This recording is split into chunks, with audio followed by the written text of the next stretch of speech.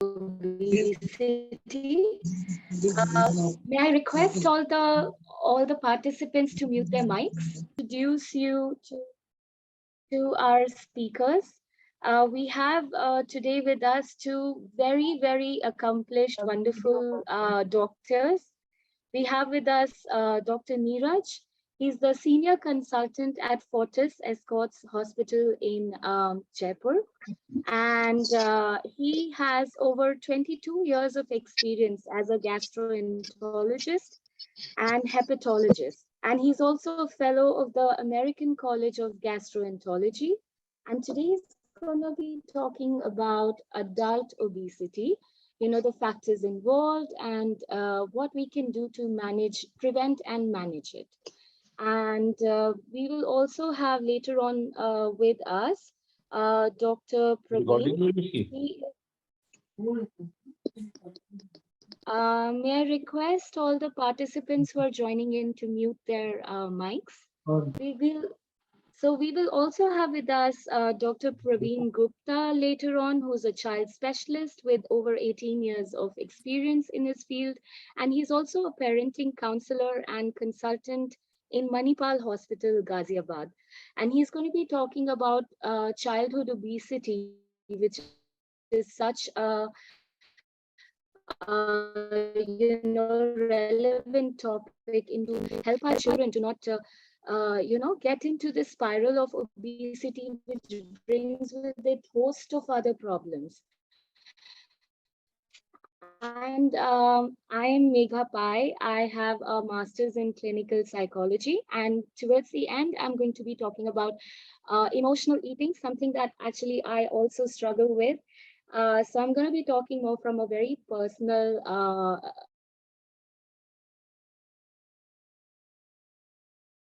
if you wish, or you can just.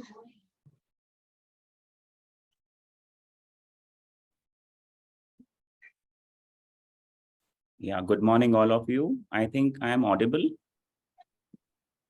Yes, you are. Okay, thank you, Megha, for such a kind introduction. My PPT is visible? Yes. Yes, sir. Yeah, good. तो अब आज का ये session हम ना English में करेंगे, Hindi plus English. PPT English में चल रहा होगा, बट मैं हिंदी में आपको बताता रहूंगा, बीच बीच में ओवरलैप करेंगे हम। तो आज बेसिकली जैसे मेघा जी ने बताया, हम लोग डिस्कस करने वाले हैं एक इम्पॉर्टेंट चीज जिसे हम कहते हैं ओवरवेट या ओबेसिटी, जो एक बहुत कॉमन प्रॉब्लम बनने वाली है या बन चुकी है। इसके हम मेनली जो एस्पेक्ट्स डिस्कस करेंगे उसमें कैसे ओबेसिटी क्या है, उसकी डेफिनेशन क्या है, एपिडेमियोलॉजी क्या है, उसकी इटियोलॉजी क्या है, और क्या क्या नुकसान हो सकते हैं, क्या क्या डिसीजेस हो सकती हैं, जैसे हम इंग्लिश में कहते हैं comorbidities, and what are the treatments available. तो क्या क्या ट्रीटमेंट अवेलेबल हैं या प्रिवेंशन हम कैसे कर सकते हैं। तो अगर हम एक जनरल टर्म में साइंटिफिक वे में बताना चाहें ओबेसिटी क्या है, ओबेसिटी का मतलब है कि बॉडी फैट इतना अक्यूमुलेट हो गया, इतना जमा हो गया हमारी बॉडी में कि अब उसके एडवर्स इफेक्ट्स होने लगे हैं हेल्थ पे, बट हेल्थ के लिए वो एक हार्मफुल बन गया है फैट। और ऐसा क्यों हुआ है? क्योंकि एक पॉजिटिव एनर्जी बैलेंस हो गया है। ये समझना बहुत जरूरी है कि जिस तरह से हमारे सेविंग्स अकाउंट होते हैं उसमें हम कितना मनी जमा करते हैं और कितना विड्रॉ करते हैं, उसके हिसाब से बैलेंस होता है। ऐसे ही हमारी बॉडी का बैलेंस होता है कि हम कितना इनटेक कर रहे हैं खाने का और कितनी एक्टिविटी कर रहे हैं फिजिकल। तो पॉजिटिव एनर्जी बैलेंस में हम खा तो बहुत रहे हैं बट फिजिकल एक्टिविटी नहीं है। और अब ये देखा गया है कि इंक्रीजिंग प्रेवलेंस है और 21st सेंचुरी के लिए सबसे बड़ा एपिडेमिक ओबेसिटी प्रिडिक्ट किया है WHO ने, अदर ऑर्गेनाइजेशंस में। इवन 1997 में ये हो गया था, तो अब तो इससे काफ़ी और चीज़ें इंक्रीज हो गई हैं। तो need not to discuss much on this. Multiple जगह से जो डेटाज हैं वो शो कर रहे हैं कि obesity is on rise in different countries, not even in West countries, but in other countries, and now we are seeing that even in Asia or India, अब ओबेसिटी बढ़ती जा रही है। क्यों? क्योंकि इंडियंस लोगों की बॉडी तो बनाई गई थी उस तरीके से कि वो एक्टिविटी ज़्यादा करें, बट अब due to luxuries and comfort and modernisation वो एक्टिविटी कम हो गई और उनकी जेनेटिक्स ऐसी है कि अगर वो काम नहीं करेंगी और डाइट ज़्यादा लेंगे तो बहुत जल्दी ओबीज होंगे। What are the reasons of obesity?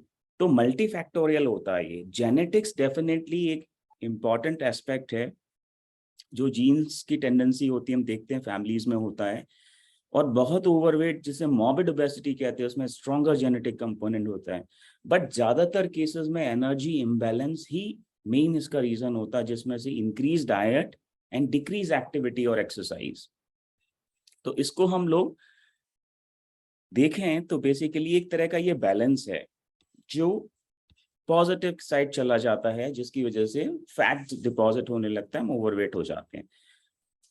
Briefly अगर हम देखें तो हमें मेडिकल कॉजेज भी रूल आउट करना बहुत मस्ट होता है, like thyroid, Cushing disease and some more.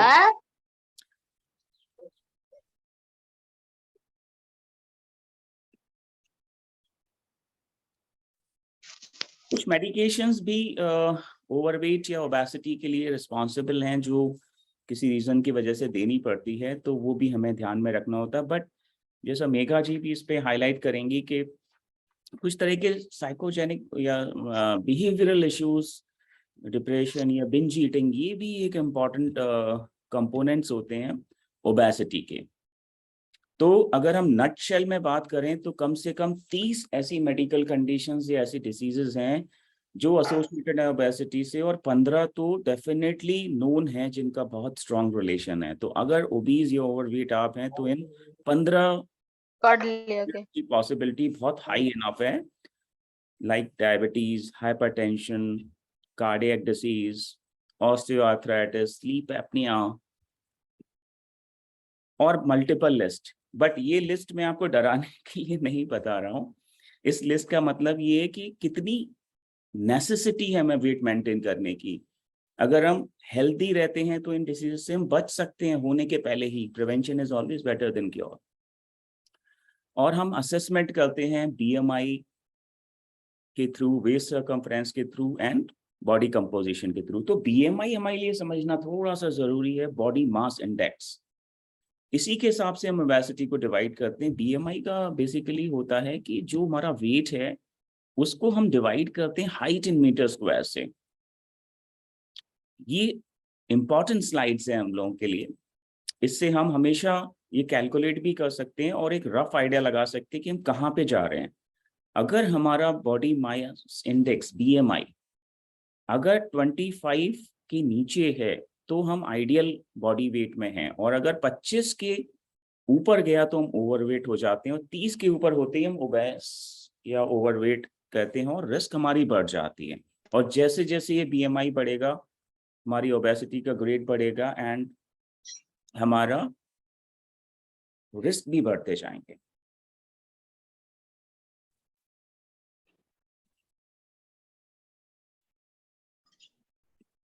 Waste circumference again important है। 40 इंच से ज्यादा मैन में और 35 इंच से ज्यादा वुमेन में, ये सेंट्रल ओबेसिटी को भी प्रिडिक्ट करते हैं। और वेस्ट हिप रेशियो भी हम कैलकुलेट करते हैं जो ओबेसिटी के लिए होता है।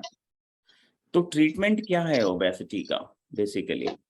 तो बेसिकली अगर हम नटशेल में बात करते हैं, हमेशा बार बार उसी पे आऊंगा मैं कि प्रिवेंशन हमेशा बेटर देन क्योर होता है। तो बिहेवियरल मॉडिफिकेशन, डाइट, एक्सरसाइज, किसी कुछ फार्माकोलॉजिकल थेरेपी और कुछ एंडोस्कोपिक थेरेपीज, ये डेफिनेटली थोड़ी इंपॉर्टेंट होती है। जितना हमारा ओबेसिटी का ग्रेड ज़्यादा होता है, मतलब बीएमआई ज़्यादा होता है, उतना हमें ज़्यादा इन्वेजिव होना पड़ता है या हायर उसके लिए जाना पड़ता है। अगर हम नॉन सर्जिकल ट्रीटमेंट्स की बात करते हैं तो बिहेवियरल मॉडिफिकेशन बहुत इंपॉर्टेंट है, जिसके बारे में हम और भी डिटेल में डिस्कस करेंगे। एक्चुअली अगर नटशेल में देखा जाए तो ये एक गेम है या एक टग ऑफ वार है जो दो चीजों के बीच चलता है। उनमें से दो चीजें हैं, एक हमारी टंग जो 1 इंच स्क्वायर के साइज की रफली होती है, जिसमें टेस्ट बड्स होती हैं जो टेस्ट लेती है खाने का, और उसी के अराउंड जब हमारी लाइफ घूमने लगती है, जब हम टेस्ट ढूंढने लगते हैं हर चीज में टेस्ट, तो वो 1 इंच का एरिया पूरी हमारे बॉडी की ज्योमेट्री को खराब कर देता है। तो एक तो हुई हमारी टेस्ट बड्स या टंग, और दूसरा हमारा ब्रेन का सेंटर जो एपेटाइट सैटिस्फैक्टी वाला सेंटर है उसी के संग जुड़ा हुआ विल पावर सेंटर है, और उसका भी थोड़ा सा इम्बैलेंस हो गया, मतलब हमारी विल पावर कम हो गई, इस टेस्ट ने हमारे ऊपर ओवरकम कर लिया। तो इन छोटे छोटे ऑर्गन्स की वजह से हम पूरी बॉडी को डैमेज कर लेते हैं और हेल्थ की इंपॉर्टेंस नहीं समझते, ओवर ईटिंग करके अपनी हेल्थ को और लाइफ को ही रिस्क में डाल देते हैं।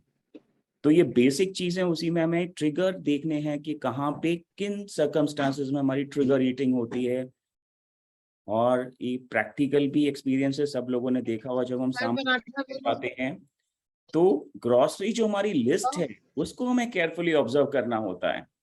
और अक्सर आपने भी ऐसा ऑब्जर्व किया होगा कि अगर आप शाम को सामान खरीदने जा रहे हो, उस समय अगर आप भूखे हो तो आप क्या बहुत सारी परचेजिंग कर लोगे, आप ये भी ले लोगे, स्नैक्स भी ले लोगे, और फिर जब वो घर पे एक बार आ जाता है तो उसे हम खाते भी हैं। और इसके बारे में और भी डिटेल में बताएंगी, मेघा जी भी बताएंगे, डॉक्टर प्रवीण भी बताएंगे कि हमें माइंडफुल ईटिंग करनी है, हमें स्लो ईटिंग करनी है। और जो मेरा एंगल है गैस्ट्रो का, वो है बैलेंस डाइट का। बैलेंस डाइट का क्या मतलब है? बैलेंस डाइट का मतलब है कि जो प्रपोर्शन ऑफ मील हमारा है वो इम्पोर्टेंट है कि हम उसमें देखें कि प्रोटीन का कंपोनेंट हमें रखना है, एटलीस्ट 35% प्रोटीन का कंपोनेंट रखना है, कार्बोहाइड्रेट का 40 से 50 रखना है, और फैट का 10 से 15 के बीच रखना है रफली। और लो फैट डाइट्स, लो कार्बोहाइड्रेट डाइट्स ये हमें यूज करनी है। ये अगर नटशेल में इस डाइट को मैं बताऊं अगर, तो इस पे सारा हमारा फोकस होना चाहिए कि हम protein, fresh fruits and vegetable, और अगर कार्बोहाइड्रेट लेने भी हैं तो वो कॉम्प्लेक्स कार्बोहाइड्रेट जो स्लो रिलीज करते हैं, उसको हम कहते हैं ग्लाइसीमिक इंडेक्स। ग्लाइसीमिक इंडेक्स का मतलब होता है हमने कोई भी खाना खाया और उसका बेसिकली जो कितने टाइम में ग्लूकोज रिलीज होता है उस पर डिपेंड करता है। इसको थोड़ा हम और डिटेल में डिस्कस करेंगे। फिर लेटर ऑन स्टेजेस में हमारे लिए इम्पोर्टेंट हो जाता है कि हम स्क्रीन भी करें और एरोबिक एक्टिविटी इंक्रीज करें। 30 to 60 minute of aerobic exercise at least 5 time होना चाहिए, और एरोबिक्स यूज करें हम। अब ये जस्ट ब्रीफ में हल्का सा मैं थोड़ा सा लोगों को बता दूंगा, हालांकि इसकी ज़रूरत ना पड़े तो अच्छा। इंट्रागैस्ट्रिक बैलून हम लोग एंडोस्कोपिकली यूज़ कर रहे हैं, जिसमें हम बैलून प्लेस करते हैं और वेट प्रोडक्शन में हेल्प करते हैं। इसको रिमूवेबल होता है, रिमूव कर सकते हैं, इससे रिजल्ट्स अच्छे मिलते हैं। बट कुछ इंडिकेशंस, कंट्रा इंडिकेशंस हैं। सर्जिकल इंटरवेंशंस हमें करने पड़ते हैं जब बहुत ज़्यादा ओबीस हो जाती है और मेडिकल कंडीशंस भी आ जाती हैं। तो इसमें हम यूजुअली स्टमक सर्जरीज करते हैं, डिफरेंट तरह की, गैस्ट्रिक बाईपास करते हैं, स्लीप गैस्ट्रेक्टोमी सर्जन्स करते हैं, और अब हम एंडोस्कोपिकली भी गैस्ट्रेक्टोमी, मतलब sleep endoscopic sleep gastrectomy, ESG latest development है, जिसमें बिना किसी सर्जरी के लिए, जैसे हम लोग एंडोस्कोपिस्ट, हम लोग स्टमक को एंडोस्कोपी से उसको स्टिच कर देते हैं और स्लीप बना देते हैं। तो उसमें रिस्क भी नहीं होता सर्जरी का, रिजल्ट्स भी बहुत अच्छे आते हैं। इसे कहते हैं एंडोस्कोपिक स्लीप गैस्ट्रेक्टोमी, बहुत जल्दी अवेलेबल होने वाला है। In fact we are planning for that. तो अगर हम समरी में बात करें तो एक इम्बैलेंस चलता है जो एनर्जी इनपुट और आउटपुट के बीच है, और उसका क्रक्स ये होता है कि हम कितने डेडिकेटेड या कितने कमिटेड हैं अपनी हेल्थ के लिए। तो अगर मैं इस पूरी ओवरऑल टॉक को समराइज करना चाहूँ बेसिकली, तो सबसे इम्पॉर्टेंट है आपका कमिटमेंट। कमिटमेंट हमें देखना है कि हमारे लिए क्या चीज़ इम्पॉर्टेंट है। पूरी बॉडी की हेल्थ इम्पॉर्टेंट है, या 1 इंच स्क्वायर का जो टंग का साइज, जो टेस्ट है, उसको हम ज़्यादा रिस्पेक्ट देते हैं और हमेशा टेस्ट में ही अपनी ज़िंदगी जीते हैं। हम हर चीज़ में टेस्ट ढूंढ रहे होते हैं और उसकी वजह से अपनी पूरी बॉडी को, पूरी हेल्थ को ख़राब कर लेते हैं। तो हमें ये अवेयरनेस रखनी है कि हमें हेल्दी ईटिंग करनी है। हेल्दी ईटिंग की बार बार मैं बात करता हूँ, तो उसमें वेजिटेबल एंड फ्रूट्स, हमेशा फ्रेश वेजिटेबल, फ्रूट्स, स्प्राउट्स, और कॉम्प्लेक्स कार्बोहाइड्रेट जैसे ओट्स, बकव्हीट, जो स्लो रिलीज करते हैं ग्लूकोज को, एकदम से सडनली नहीं बढ़ाते हैं। इवन एक और इम्पॉर्टेंट चीज है कि हमें ऐसा नहीं है कि टोटल फैट बंद करना है, फैट भी इम्पॉर्टेंट है हमारे लिए। 10 to 15% तक गुड क्वालिटी फैट अगर हम लेते हैं, लाइक देसी घी को अच्छा फैट माना जाता है, मस्टर्ड ऑयल बहुत अच्छा फैट है, इवन पीनट बटर एक हेल्दी फैट है। तो हमें बिल्कुल टोटल फैट फ्री डाइट नहीं लेनी है, उसको हम 10 to 15% ले सकते हैं। एक और इम्पॉर्टेंट चीज है कि हमें हेल्दी वेट लॉस करना है। अक्सर क्या होता है कि हम किसी तरह की एकदम मोटिवेट हो जाते हैं और कोई क्रैश डाइट, एकदम इंटरमिटेंट फास्टिंग, इस तरह की एग्रेसिव चीज करने लगते हैं और उससे मसल मास भी लॉस हो जाता है। तो हमें अपने मसल मास को तो गेन या मेंटेन रखना है और बॉडी फैट के कंपोजिशन को धीरे धीरे कम करना है। ये होता है एक मेथोडिकल एंड ग्रेजुअल अप्रोच के संग, जिसमें डेली बेसिस पे हम देखें कि अपनी इनपुट, कैलोरी का इनपुट कैसे कम कर सकते हैं और बॉडी की एक्टिविटी कैसे बढ़ा सकते हैं और प्रपोर्शन ऑफ मील को अच्छा रख सकते हैं। और इसके संग संग इम्पॉर्टेंट ये है कि वाटर इनटेक हमें डेफिनेटली करना है। अगर हम देखें तो 35 ml पर केजी बॉडी वेट के हिसाब से हमें इतना वाटर 3 से 4 लीटर तो लेना ही चाहिए। प्रोटीन को हम हमेशा निग्लेक्ट करते हैं। हम क्या सोचते हैं कि प्रोटीन तो उन्हीं लोगों के लिए जरूरी है जो बॉडी बिल्ड कर रहे हैं, जिम में जा रहे हैं, बट एक नॉर्मल हेल्थी बीइंग के लिए भी 1 ग्राम पर केजी प्रोटीन रिक्वायर्ड है। अगर आप 70 केजी के हैं तो 70 ग्राम प्रोटीन आपको डेली लेना है, जो हम लेते नहीं हैं यूजली, कार्बोहाइड्रेट पे ही फोकस रहते हैं। और एक और इम्पॉर्टेंट प्रैक्टिकल चीज बताना चाहूंगा। एक्चुअली इसको पहले से कहा जाता रहा है, बट ये यूजफुल है। An apple a day keeps a doctor away. ये आप लोगों ने भी सुना होगा। तो अगर आप किसी भी डॉक्टर से बचना चाहते हैं, नहीं जाना चाहते हैं उसके पास, तो एप्पल आप डेली खाइए। एक तो खाइए या 2 खा सकते हैं। क्यों? क्योंकि एप्पल एक बहुत अच्छा फ्रूट है जिसमें मैक्रो माइक्रो न्यूट्रिएंट्स सारे हैं और फिलिंग देता है। एक मैं इसको ऐसे एक एग्जाम्पल के संग बताता हूँ, प्रैक्टिकल एग्जाम्पल के संग, कि बेसिकली हमारी बॉडी न्यूट्रिशन चाह रही है हमसे, है ना। बॉडी चाह रही है कि हम उसको अच्छी चीज दें, मतलब बॉडी मतलब अंदर का गट इंटेस्टाइन। और बहुत जैसे ही भूख लगी, हमने क्या किया, एक समोसा खा लिया। अब समोसे में ना तो प्रोटीन है, ना मैक्रो माइक्रो न्यूट्रिएंट्स, ना कुछ भी है, तो कुछ मिला नहीं बॉडी को, उसकी क्रेविंग बढ़ी और फिर और समोसा खा लिया। तो आप देखेंगे कि अनहेल्दी फूड को हम बार बार ज्यादा खाते हैं, क्योंकि जो इंटेस्टाइन या स्टमक ढूंढ रहा है वो नहीं मिला। इसी तरह जब हम हेल्दी ईटिंग करते हैं, हम एप्पल खाते हैं, तो वास्तव में बॉडी को वो मिल जाता है, स्टमक इंटेस्टाइन को, जो उसको चाहिए। तो आप देखेंगे कि सलाड्स फ्रूट्स खाने के काफी देर तक हम सेटाइटी में रहते हैं और हंगर हमारी डाउन होती है। तो हमें हेल्दी ईटिंग करनी है, प्रोटीन, स्प्राउट्स। और ये भी मिथ है कि वेजिटेरियन के लिए प्रोटीन अवेलेबल नहीं है। बहुत सारे वेजिटेरियंस के लिए प्रोटीन अवेलेबल है in form of milk protein, soya protein, sprouts, tofu and many more. Physical activity हमें बढ़ानी ही है और ये एक बैलेंस है बेसिकली, जो हमें स्ट्रॉन्ग डेडिकेशन के संग आएगा, बट कहीं ना कहीं हमें दोनों चीज़ों को कंट्रोल करना है, अपनी टेस्ट बड्स पे भी और अपनी विल पावर या मेंटल मसल्स पे भी हमें वर्क करना है। तो इस तरीके से हम हेल्दी बॉडी वेट मेंटेन कर सकते हैं। तो यहाँ पे मैं अपने सेशन को स्टॉप करूंगा और मीका जी। सच में इट वाज अ वेरी मैं काफी प्रेरित फील कर रही हूँ, if I will talk about my own self, and specially when you said कि whether you care about 12 inches of your tongue, मतलब वो टेस्ट के लिए तुम अपनी पूरी बॉडी बिगाड़ रहे हो, right? Your whole health, your gut, your intestine, that really resonated, because it all starts with the tongue, you know all the trouble starts with the tongue. So I will definitely remember that next time I'm going for something that feels very tasty but is not required by my body. So now moving on to our Dr. Praveen.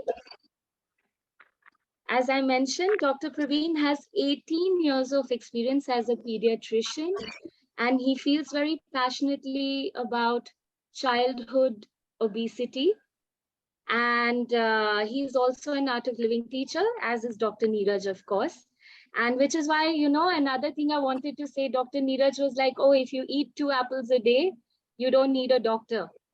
So it was quite lovely, that you're actually encouraging people that they don't need you to begin with. But yes. Much, Megha ji.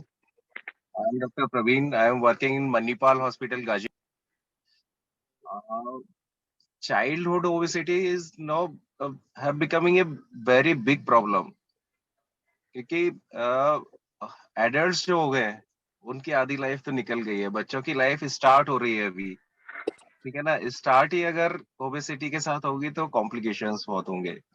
और आप देखेंगे कि जो बच्चों में incidence हो रहा है, मतलब अगर आप पिछले 40-50 साल का रिकॉर्ड देखें तो लगभग 4 से 5 गुना ओबेसिटी बच्चों में बढ़ गई है वर्ल्ड वाइड। इसमें अमेरिका नंबर 1 है, इंडिया सेकंड नंबर पे आ गया है, इसमें भी सेकंड नंबर पे आ गया है इंडिया। तो करीब इंडिया में 15% बच्चों में ओबेसिटी है, यानी कि हर 7 में से एक बच्चा ओबेस है। और ये बहुत कॉम्प्लिकेटिंग चीज है, क्योंकि बच्चों में अगर ओबेसिटी होती है तो जिस तरह की कॉम्प्लिकेशन हम एडल्ट्स में एक्सपेक्ट करते हैं, बीपी ज्यादा बढ़ना, हाइपरटेंशन, हार्ट की प्रॉब्लम, डायबिटीज, तो इस तरह की जो भी प्रॉब्लम होती है, आर्थराइटिस वगैरह, उसका फ्यूचर में इंसिडेंस काफी ज्यादा बढ़ जाता है। और आप आजकल देख रहे होंगे कि ये थोड़ा डिस्टरबेंस आ रहा है। हाँ, आजकल आप लोग देख रहे होंगे कि इस तरह की जो प्रॉब्लम्स हैं बहुत अर्ली एज में शुरू हो गई है। और अगर हमने बच्चों के लिए लाइफ स्टाइल चेंज करना अभी से शुरू नहीं किया ना, तो क्या होगा, अगले 15-20 साल बाद हम क्या एक्सपेक्ट करेंगे, और ये एज कम हो जाएगी। आप सोचें कि 20-20, 25-25 साल के बच्चों को अगर हार्ट प्रॉब्लम हो रही है, डायबिटीज हो रहा है और कॉमनली हो रहा है, तो ये एक सोसाइटी के लिए एक बहुत बड़ा डिजास्टर होगा, है कि नहीं। तो उनके लिए कंट्रोल करना बहुत जरूरी है। और सिर्फ इससे मेडिकल प्रॉब्लम ही नहीं होती, इससे साइकोलॉजिकल प्रॉब्लम भी होती है। बच्चों का जो वेलबींग होता है, जो फीलिंग होती है, वो कहीं ना कहीं वो डिप्रेस्ड फील करते हैं, एंजाइटी फील करते हैं, उतना कंफर्टेबल अपने पीयर ग्रुप में नहीं फील कर पाते हैं। और क्या कह सकते हैं, मतलब उनका वेलबींग इतना अच्छा मेंटेन नहीं रह पाता है। कहीं ना कहीं वो थोड़ा सा दूसरे बच्चों से थोड़ा सा ऑकवर्ड फील करते हैं बच्चे, ठीक है ना। तो ये उनकी कॉम्प्लिकेशंस है, प्रॉब्लम है, जो वो हम शायद समझ भी नहीं पाते कि वो अंदर से कैसा फील कर रहे हैं, ठीक है ना। उल्टा जब वो गिल्टेड फील करते हैं, बुरा फील करते हैं, तो पेरेंट्स यूजुअली उल्टा उन्हें डांट देते हैं कि ये क्यों ज्यादा क्यों खा रहे हो, ऐसा क्यों कर रहे हो, ठीक है ना, या किसी भी चीज के लिए। लेकिन एक बात समझने की बहुत जरूरी है, जो मैं बच्चों के लिए कहूंगा, कि अगर आप बच्चों को देखेंगे, वो जैसे हमें गिल्ट फील होता है किसी चीज का, हमने ओवर ईटिंग कर ली, हम ओबेस हो रहे हैं, किसी भी चीज का गलत काम कर दिया, वही बहुत छोटे छोटे बच्चों को भी, 2-2, 4-4 साल के बच्चों को भी वो गिल्ट फील होता है, ठीक है ना। तो आप देखेंगे जैसे ही आप सपोर्ट करने जाते हैं, कोई बात नहीं बेटा ऐसे करके, ठीक है ना, तो एकदम से वो खिल जाते हैं। और उसी वक्त अगर हम सपोर्ट करने के बजाय उनको, अगर उन पे उनको डांटने लगते हैं या फिर उनसे बोलने लगते हैं, कि कमेंट करने लगते हैं कि ऐसा क्यों कर रहे हो, तो उनका कॉन्शियसनेस लेवल दब जाता है, उनके अंदर की विल पावर दब जाती है, ठीक है ना। अब मेरे पास कई पेरेंट्स आते हैं अपने 5-5 साल के बच्चों को लेके, 6-6 साल के बच्चों को लेके, कि देखो डॉक्टर साहब, ये चॉकलेट बहुत खाता है, ये पिज्जा बहुत खाता है, प्लीज इनसे कह दो कि ये ना खाया करे। मैं कहा आपने हजारों बार कह रखा होगा ना पहले ही। बोले हाँ। तो मैं कहा एक बार मैं और कह दूंगा, उससे क्या होगा। अगर कोई इंसान कुछ गलत काम कर रहा है तो उसे सुधारने की विल पावर तो होनी चाहिए उसके अंदर। मैं उनसे कहता हूँ कि इसके अंदर वो विल पावर की कमी है। आजकल 2-4 साल के बच्चों को भी टीवी देख के, कार्टून्स देख के पता चल जाता है क्या गलत है क्या सही है, लेकिन वो विल पावर नहीं है। मैं पेरेंट्स से पूछता हूँ क्या आपके अंदर विल पावर है कि आपका अगर कुछ मन करता है तो आप उसे रजिस्ट कर पाओ। तो अधिकतर पेरेंट्स का यही आंसर होता है कि हाँ, नहीं कर पाते हैं। तो जब पेरेंट्स के अंदर वो विल पावर नहीं है तो बच्चों के अंदर कहाँ से आएगी वो विल पावर, ठीक है ना। तो उस समय बच्चों को सपोर्ट जाना चाहिए बजाय गाइडेंस के। हम क्या इंस्ट्रक्ट करते हैं, उन्हें गाइड करते हैं, ऐसा करो ऐसा नहीं करो, जबकि वो सारी चीजें उन्हें, मोस्ट ऑफ द चीजें पता ही होती हैं। उन्हें सपोर्ट चाहिए होता है कि हाँ, ये पॉजिटिव चीज है, ये करो, and we are with you, ठीक है ना। उससे फर्क पड़ता है। अच्छा, एक बहुत प्रैक्टिकल एस्पेक्ट है, इवन एडल्ट्स भी क्यों वेट कम नहीं कर पाते हैं और खासकर बच्चे क्यों नहीं वेट कम कर पाते हैं, उसके पीछे आपने देखा होगा, हम सारे लोग कोशिश हमेशा करते हैं लेकिन पीछे जाके वापस से हम पीछे चले जाते हैं। कुछ दिन कोशिश करते हैं फिर पीछे चले जाते हैं, कुछ दिन कोशिश करते हैं फिर पीछे चले जाते हैं, है ना? नहीं कर पाते हैं, कंसिस्टेंटली कोशिश नहीं कर पाते हैं। उसका क्या रीजन है? उसका सबसे बड़ा रीजन है कि लाइफ हमारी है जॉयफुल रहने के लिए। हम कहीं ना कहीं सेटिस्फेक्शन ढूंढते हैं। जब सेटिस्फेक्शन हमें अपने अंदर से नहीं आता है, जब हम फील करते हैं कि हमारे अंदर से वो सेटिस्फेक्शन ग्रो नहीं हो रहा है, तो हम क्या करते हैं कि दूसरी चीजों में सेटिस्फेक्शन ढूंढने लगते हैं। दूसरे लोगों से बोलते हैं, अच्छे से बात करें, मूवीज देखने जाते हैं, कुछ उल्टा सीधा खाते रहते हैं, ठीक है ना? तो जब हम अपनी लाइफ की फिटनेस मेंटेन करने के लिए थोड़े कमिटेड होते हैं, इंटरपर्सनल रिलेशन अच्छे करते हैं, तो हमारे अंदर सेटिस्फेक्शन आता है। अदरवाइज क्या, खाने पीने को भी हम एक बहुत बड़ा सेटिस्फेक्शन का सोर्स बना लेते हैं कि अच्छा नहीं लग रहा कुछ, चलो कुछ खा लेते हैं। अभी बोर हो रहे हैं, चलो कुछ खा लेते हैं। तो माइंड वहीं घूमता रहता है। तो माइंड पॉजिटिव चीजों में बिजी रहे, इंटरपर्सनल रिलेशन अच्छे रहे, एक्सरसाइज करें, हम खुश रहें, उससे हमारा खाने की हैबिट को हम बहुत अच्छे से कंट्रोल कर सकते हैं और कंसिस्टेंटली कंट्रोल कर सकते हैं। दूसरी चीज है, स्लीप एक बहुत इंपॉर्टेंट चीज है। अगर हमारी स्लीप एडिक्वेट नहीं होती है ना, तो कहीं ना कहीं पूरे टाइम एक आप देखते होंगे डिससेटिस्फेक्शन, एंग्जाइटी, चिड़चिड़ापन रहता है, ठीक है ना? तो उस वक्त हम किसी चीज को भी कंट्रोल कर पाना, कि अपने किसी भी इमोशन को रोक पाना, ये बड़ा मुश्किल होता है। तो उस वक्त हम क्या करते हैं कि जो भी मिलता है, चलो कुछ खाना है, कुछ करना है, खेलना है, जो भी करता है, मोबाइल देखना है, घंटों घंटों मोबाइल देख रहे हैं, ठीक है ना? तीसरा, मोबाइल का नाम लिया है कि स्क्रीन की हैबिट बच्चों के लिए बहुत इंपॉर्टेंट है कम करना, क्योंकि ये डायरेक्ट तो इफेक्ट अफेक्ट करती ही करती है।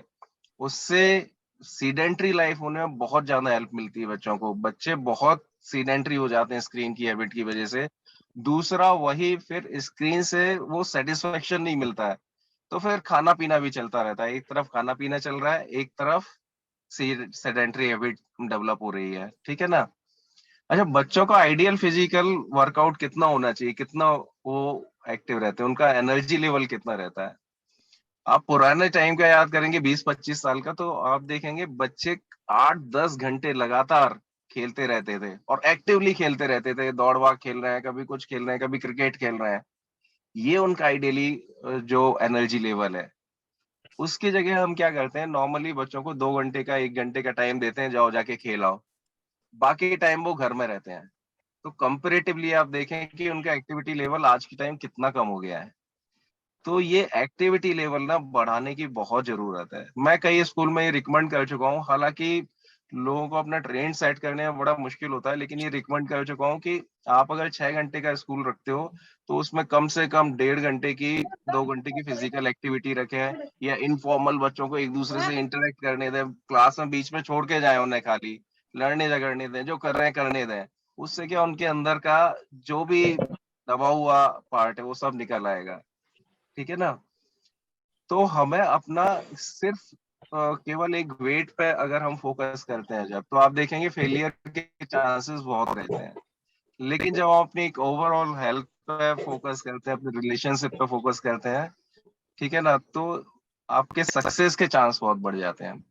और एक और बहुत इंपॉर्टेंट चीज है कि जिस चीज को हम पार्शियली रोकते हैं, जैसे कि अगर हम आपने कहीं जाके एक मिठाई खाई, एक पीस खाया, आपको बहुत पसंद आया, आप चाहते हैं दूसरा पीस मिल जाए, पर वो खत्म हो गई, मिल नहीं पाया आपको, तो पूरे टाइम दिमाग में वही चलता रहेगा हमारे, ठीक है ना?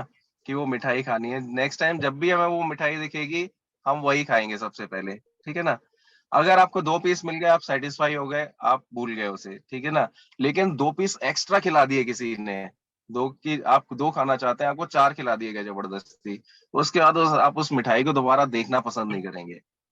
तो हम बच्चों के साथ क्या करते हैं, उसने अगर आधा सेब या केला केला खा लिया, हम बड़े खुश हो गए कि चलो इसने थोड़ा सा तो खाया अपनी तरफ से।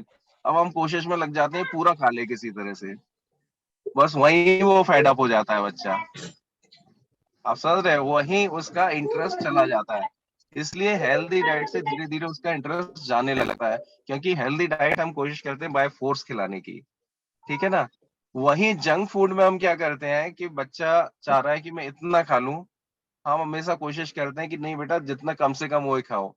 अगर वो एक पूरा पिज्जा खाना चाह रहे हैं, हम चाहते हैं कि वो आधा पिज्जा खाए, तो उससे क्या क्रेविंग बढ़ जाती है उसकी वो खाने की, ठीक है ना। तो जंक फूड के लिए बेस्ट पॉलिसी जो होती है वो ये होती है, उसे कंप्लीटली हटाओ डाइट से बच्चों के लिए।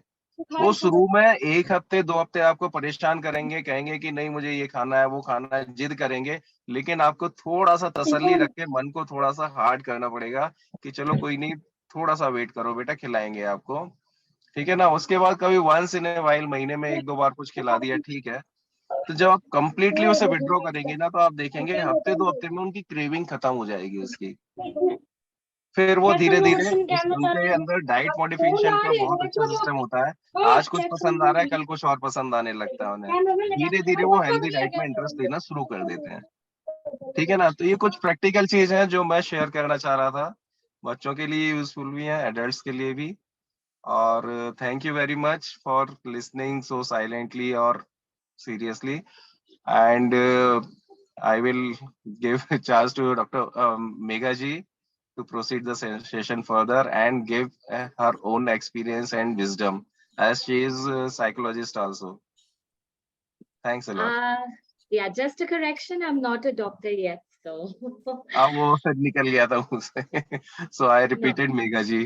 Yeah. maybe you're predicting my future, who knows. Yeah. Yes. So thank you so much, Dr. Praveen, and आपने बहुत सरलता से, बहुत ही practically, like step by step समझाया. In fact, even though आप as a doctor बोल रहे थे, but your experience was more of a psychologist, the way Oh, you were thank you. explaining. क्योंकि ठीक है, अगर मैं बहुत थोड़ा सा सारे इंटरप्ट करूंगा मेघा जी, आपको 1 सेकंड के लिए इंटरप्ट। बोला, ये सब हमने सुना भी हुआ है पहले कुछ कुछ. I'm sure a lot of it is new, a lot of it is aha moment हुआ होगा हमें कि हाँ ये सही बात है. पर क्या होता है ज्यादातर हमारे साथ, हमें पता होता है पर हमें ये नहीं समझ आता है हम कैसे करें, या होता है हम करना चाहते हैं पर कर नहीं पाते. राइट, जैसे प्रवीण जी ने कहा, हम चाहते हैं बदलना पर हम खुद बदल नहीं पाते, तो हमारे बच्चे कैसे बदलेंगे. राइट, तो ये एक सॉफ्टवेयर इशू है कहने को, ये एक एक्चुअली मेंटल इशू है. जब हमारा मन स्ट्रांग हो जाता है तो we are able to handle obesity a lot better. Right, so just to talk about emotions, what really happens. Right, जैसे कि प्रवीण जी और नीरज जी ने बोला कि when we are depressed or we are anxious, there's a huge comorbidity between obesity and depression and anxiety. तो जब हम negative emotions feel कर रहे होते हैं, तो हम naturally we look for comfort. Right, nobody likes to feel sad, depressed, anxious. तो one of the biggest places जहां हम comfort ढूंढते हैं, that becomes food. And that is because जब हम खाते हैं, it releases something called serotonin in our brain, especially carbs, right? The reason why we love carbs is because it releases serotonin. It's called the happy hormone of our brain. And वो जब release होता है, तो we get a temporary relief, right? And also it also releases pain, like some sort of pain release hormones as well in the body. तो वो temporary relief तो मिलता है, पर वो चप्पल करके छोड़ रहा क्या है सुनील जी, छोटा फोन है can you Please everybody your mic? mute yourself, please. Sunil ji. Hello, I am Dr. Sharad Bansal. I would like to put in a term here that is lonely tooth syndrome. The tooth starts feeling lonely, so you want to eat something. That's a good one. Yes. Even though there are 32, Any one of them feels lonely and you want to eat. Yes, much like in life, right? जब हम lonely feel करते हैं, even when we are surrounded by people, so then we start comfort eating, we start all this. So very well said, doctor. And So yeah. So what happens is we want to, that emptiness, that feeling of emptiness or sadness, that negative feeling leads to low energy. And वो energy को वापस उठाने के लिए, we feel like eating carbs, we feel like eating all these things. But then what happens is, there is no sorry, I always struggle with this word, satiation, right? That feeling of fullness जो कहते हैं, कि हम खाते जाते हैं पर हमें वो फुलनेस की फीलिंग भी नहीं आती है, राइट? दो चीजें होते हैं, हम क्या खा रहे हैं और कितना खा रहे हैं, those are the two important factors, right? तो हम क्या खा रहे हैं, ऑफ कोर्स जब हम we feel low, nobody goes for a salad, right? We automatically want to go for a chocolate, or we want to go for an ice cream or a pizza, comfort food. And then how much?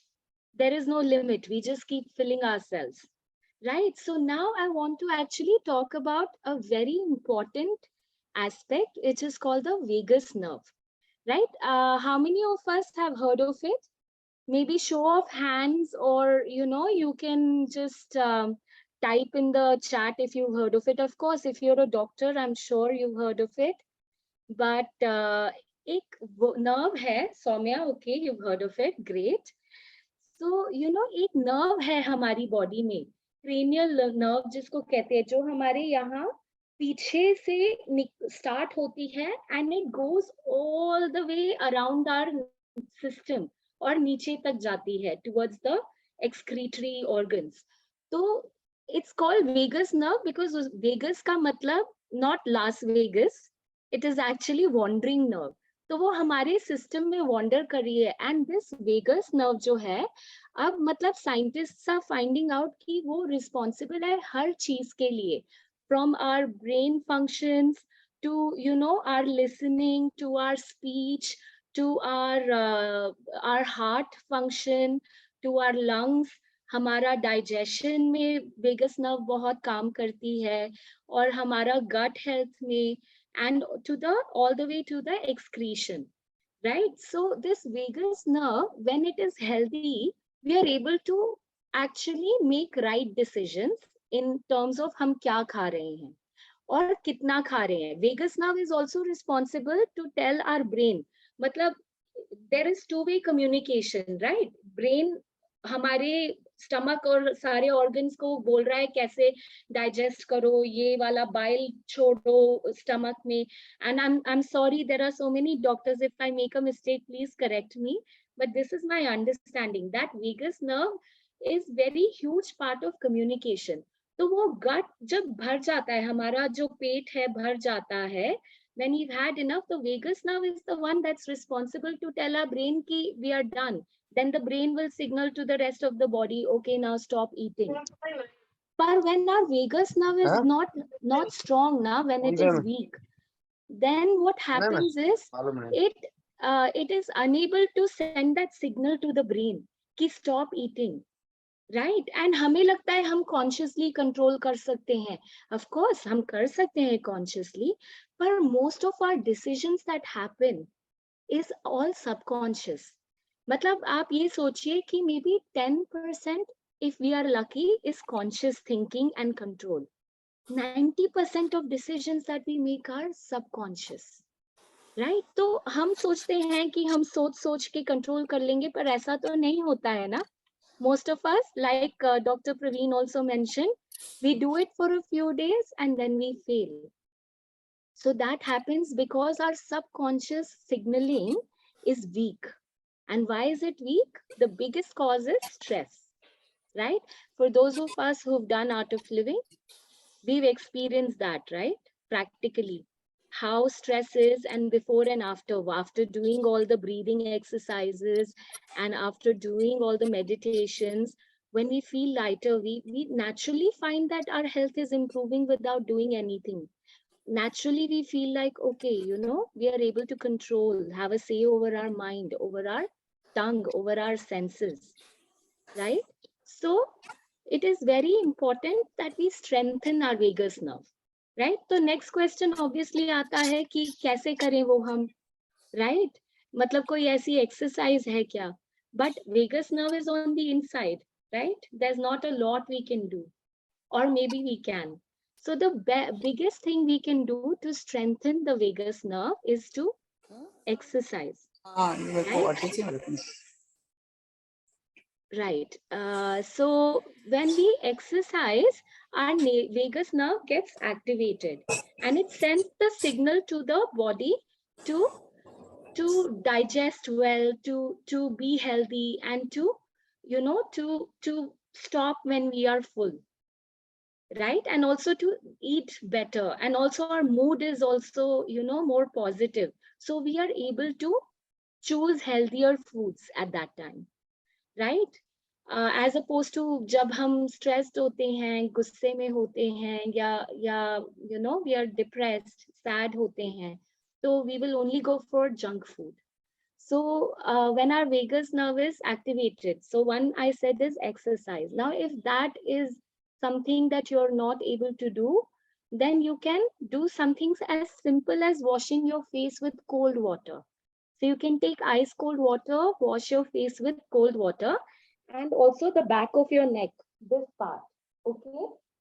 So this is where vagus nerve is, on the outside. So that cold water activates the vagus nerve.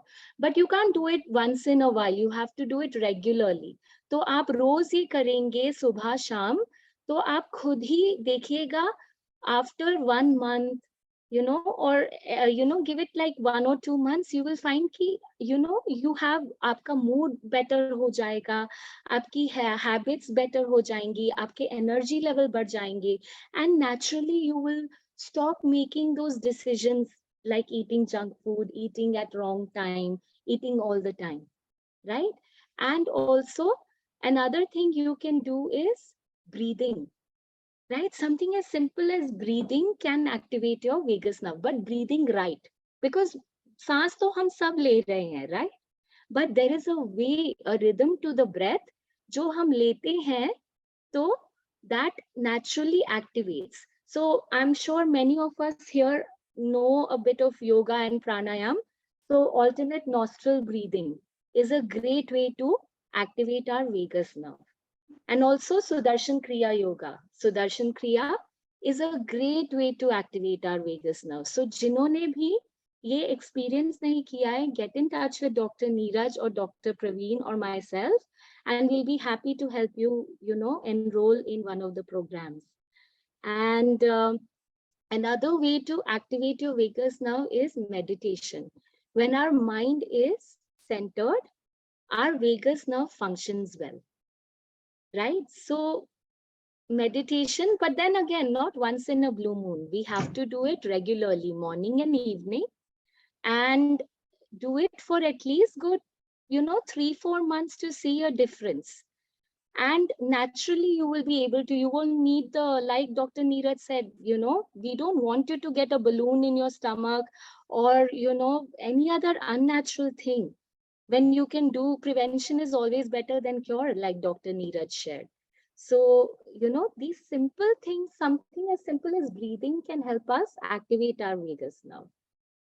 And, last but not the least, mindful eating, right? That means no phone when we are eating, no, watching TV when we are eating, because then it's just going in and in and in, and before we know, we've stuffed ourselves over, we are overfull. तो जब आप खाते हैं तो really आप आनंद लेकर खाएं.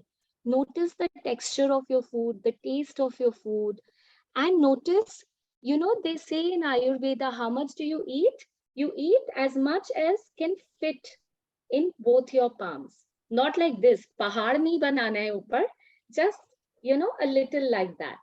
So like this much you should eat. That's all our stomach needs really, 3 times a day. And the moment you burp, that is a sign from your body that you should stop. So you activate your vagus nerve and you see, just making these right decisions will become very effortless.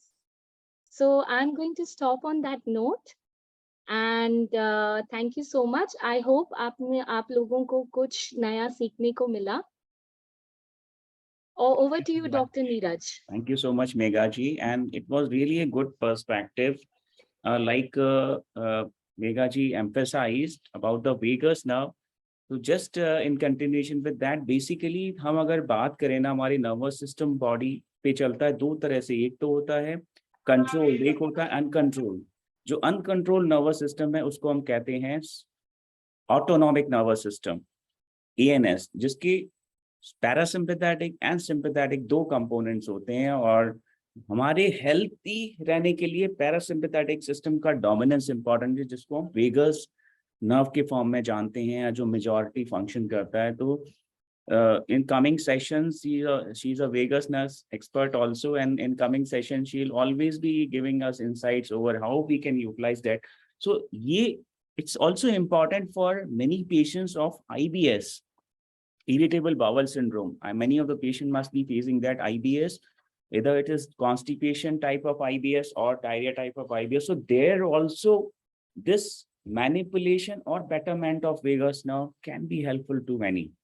So in coming session, we will be handling this. So Megha ji, we can take some questions.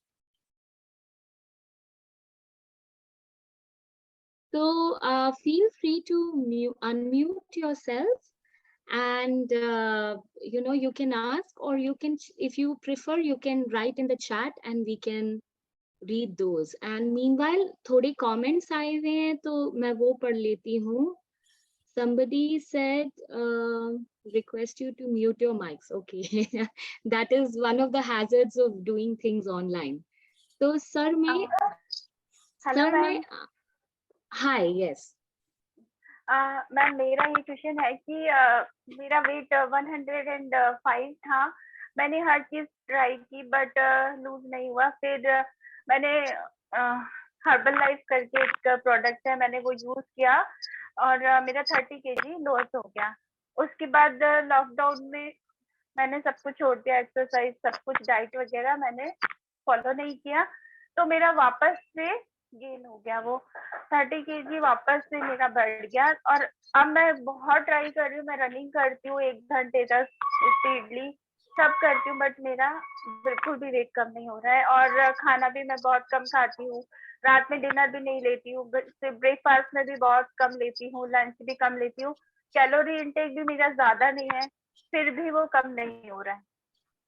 Yeah, very important scenario, Gayatri ji. और ये scenario हम लोग कहीं ना कहीं face करते ही हैं. तो जैसा मैंने बताया भी था कि ये एक कंटिन्यूअस प्रोसेस है, एक बैलेंस है, जिसको हम दो तरीके से इमेजिन कर सकते हैं. या तो हम सेविंग अकाउंट्स को अपने याद रखें, जिसमें कि इनपुट वर्सेस आउटपुट, बट ये शॉर्ट टर्म में नहीं होता, लॉन्ग टर्म में चलता है लगातार. जैसे हम कहते हैं ना, स्मॉल इनपुट्स ही इसमें चेंज कर सकते हैं, जो हम एनर्जी का इनपुट है वो, और या आउटपुट जो एक्सरसाइज फिजिकल के फॉर्म में. बट ये लॉन्ग टर्म में मैनिफेस्ट होता है. और कोई भी चीज जो हम चेंज करना चाहते हैं, लाइफस्टाइल की बात करते हैं, वो 3 month 6 month या 1 year उसके लिए नहीं होती, वो एक और लॉन्गर टाइम के लिए होती है. हमें समझना जरूरी है. हम एकदम एग्रेसिव हो जाते हैं, समथिंग एकदम डाइट क्रैश, इंटरमिटेंट फास्टिंग, सम हर्बल प्रोडक्ट, और फिर जैसे ही हम उसको स्टॉप करते हैं तो लॉन्ग टर्म में अगेन हम मेंटेन नहीं कर पाते बॉडी वेट. ये बहुत कॉमनली हमें देखने को मिलता है. यहाँ पे 3 चीजें इंपॉर्टेंट है. पहली चीज, ये जो भी प्रोसेस है हमें इसको कंटिन्यू रखना है, कैलोरी पे वॉच करना है, प्रोपोर्शन ऑफ मील को वॉच करना है. 3 चीजें इंपॉर्टेंट हैं एक्चुअली डाइट में. एक तो नंबर 1 टाइमिंग, जिसपे मैं एम्फेसाइज नहीं कर पाया. टाइमिंग बहुत इंपॉर्टेंट है. मॉर्निंग का ब्रेकफास्ट और लंच का इम्पोर्टेंस है वो ज्यादा होना चाहिए, बट डिनर कम होना चाहिए. टाइमिंग में ये चीज बहुत इंपॉर्टेंट है. लोग ब्रेकफास्ट स्किप कर देते हैं और मेजॉरिटी डिनर या रात में खा लेते हैं, जो अपोजिट हो जाता है. पहली चीज timing. Second, nature of food. Nature of food में अगेन मैंने बताया कि प्रोटीन, वेजिटेबल, फ्रूट्स, ये लॉन्गर टर्म सेटाइएशन या सेटाइटी देंगे हमारी बॉडी को, rather than high glycemic index या कार्ब फूड, जो एकदम से एनर्जी रेज करेंगे, फिर एकदम वापस भूख लगने लगेगी. तो सेकंड चीज ये हो गई. और तीसरी चीज, हमेशा एक बैलेंस चलता रहेगा. डाइट एक्सरसाइज के बीच में एक बैलेंस चलता रहेगा, जिसको हमें लगातार करते रहना है. और क्या होता है कि एक हमारी बेसल मेटाबॉलिक रेट भी होती है, BMR. तीसरा डायमेंशन जो हमने डिस्कस नहीं किया, कहीं ना कहीं वो भी हमारी हमसे ज्यादा डिमांड करवा रही है एज कम्पेयर टू अदर। मैं एग्जांपल देता हूँ कि कई लोग ऐसे हैं जो हमसे 10 टाइम्स ज्यादा खा रहे हैं, वो मोटे नहीं हो पा रहे, वो में से बताते हैं सर हम इतना खा रहे हैं, वेट नहीं बढ़ रहा, उनकी बीएमआई ज्यादा है। और कहीं ना कहीं हमारी बेसल मेटाबॉलिक रेट कम है, तो हम कम खा रहे हैं फिर भी बॉडी उसको अक्यूमुलेट कर रही है। बट इन ऑल केसेस अगर हमने डायबिटीज, थायराइड, एंडोक्राइन या कुछ ऑर्गेनिक डिजीजेस रूल आउट कर दी है, इन ऑल केसेस ये कैलकुलेशन वर्क करेगी ही करेगी। धीरे धीरे आप कैलोरी का इनपुट कम करते रहोगे, आउटपुट बढ़ाते रहोगे, तो ये लॉन्ग टर्म में रिजल्ट्स आने लगेंगे। हमें डिस्करेज नहीं होना है, लगातार करते रहना है, डिस्करेज नहीं हो रहा है, वेट कम नहीं हो रहा, तो भी एक्सरसाइज हमें बेनिफिट देगी लॉन्ग टर्म में, नोन फैक्ट है। Regular exercise even in absence of weight loss is giving so much so benefits. तो हमें वो एक्सरसाइज करते रहना है, क्वालिटी टाइमिंग का खुद पे वर्क करते रहना है और मोटिवेटेड रहना है, रिजल्ट्स मिलेंगे ही मिलेंगे। और कोई भी एडेप्टेशन या चेंज ऐसा होना चाहिए जो हम पूरी लाइफ फॉलो कर पाए आगे। तो अगेन मैं इसलिए ज्यादा फोकस करता हूँ कि ये अच्छा, एक बात मैं ऐड करना चाह रहा था इसमें, सॉरी एक मिनट वेट कीजिए। यस एक डॉक्टर बात मैं ऐड करना चाह रहा था इसमें, एक्सरसाइज को आप 3 पार्ट में डिवाइड कीजिए। एक एक्सरसाइज वो होती है जो बहुत विग्रस होती है, 2 मिनट में ही आप बिल्कुल थक जाते हैं, बहुत विग्रसली आप डांस कर रहे हैं या पूरी स्पीड से रन कर रहे हैं, तो बहुत विग्रस होती है। तो 2-4 मिनट के लिए ना दिन में 1-2 बार वो एक्सरसाइज रखें। एक एक्सरसाइज वो होती है जैसे आप ब्रिस्क वॉक कर रहे हैं, जो आधी 1 घंटे तक कर सकते हैं। दूसरा उसको इंक्लूड करें, उस तरह की एक्सरसाइज जो कंटिन्यूअसली आप आधा 1 घंटे या इसके अराउंड आप कर रहे हैं, ठीक है। तीसरा होता है हमारा daily routine work.